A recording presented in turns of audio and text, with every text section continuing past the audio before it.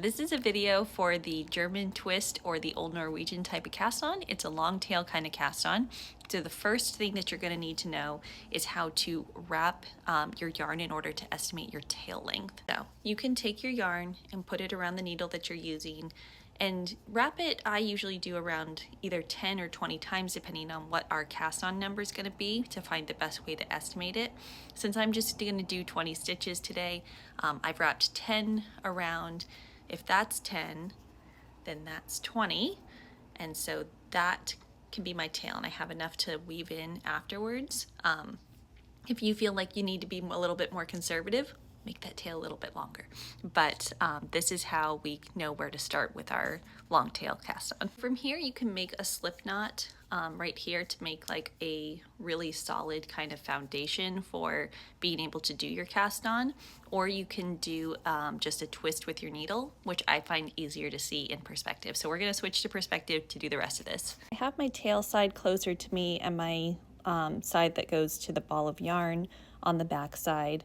When we're setting up our long tail cast on, usually we grab the lower part of our yarn that we're going to be working with so that we can separate it with our finger and our thumb on top.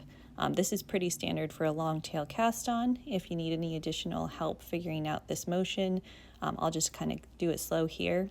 But what we want is for the string that's going to be attached to the needle to be coming on the inside of our finger and our thumb, and for the other yarn to be coming on the outside that goes down into our hand. And I had said that there was a way to twist your needle into position instead of slip knotting. If I had the slip knot, it would already be on here. But when I have my needle, I just press down and then use the tip to go down into the back, and that creates a twist where the top of the twist is coming from the index finger. Now we're ready to go. So with the German twisted one, we do like kind of what the name says, and we have a little extra twist in it. Because in a long tail, we would be going up from the thumb to grab yarn from this back finger. This time we need to do a little extra motion to get that yarn to twist through. So first we're going to take the tip of our needle and go on the outside of the thumb to come between our thumb and finger here. And then we're going to go scraping down our thumb to grab the yarn that's on the inside of the thumb here. And you can see that that's on my needle. Now I get to grab the yarn from my index finger by going around the outside of it from the top down and grabbing that yarn. Now I kind of have to undo what I did on the thumb. So I have to go on the outside of the thumb to kind of open up that hole that's there.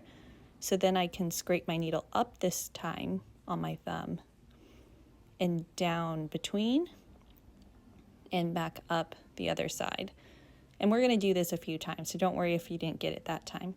So then I can release my thumb, and then I put it on the inside of the tail to bring it back into position, and then that tightens it on my needle too. So we've done our first stitch here. So again, we're going to take our tip along the outside between the fingers, scrape down the thumb, grab our yarn from our index by going around, down, and back up between, and then we're going to bring our needle front in front of the thumb, scrape up, down between the fingers, and back up, release the thumb so that it can come around and retighten into position.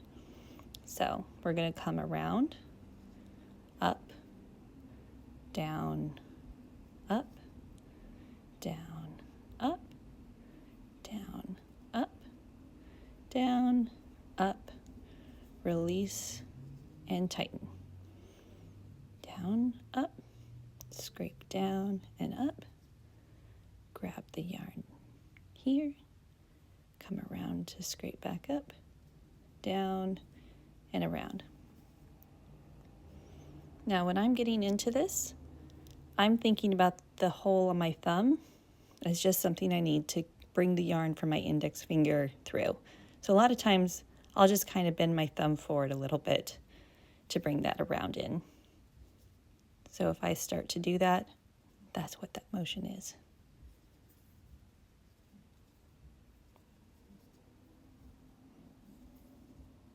Yeah, I hope that helped.